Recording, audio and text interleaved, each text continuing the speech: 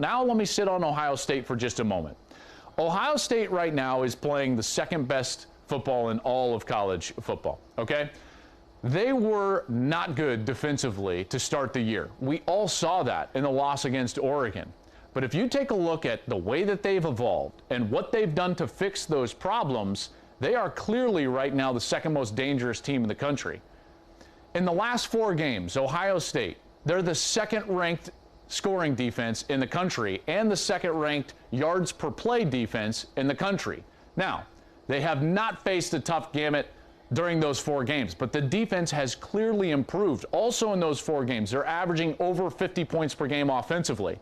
Since you had CJ Stroud sit out because of his shoulder injury, he's come back in the last 3. He's thrown for over 340 yards a game in those 3 games, 14 touchdowns, and no interceptions. TreVeyon Henderson, almost 10 yards per carry. He scores a touchdown almost every 6 times he touches the ball. They've got the deepest and best receiving core in the country. Their offensive line is terrific. You see what I'm getting at. This team is starting to evolve into one of the most complete teams in the country.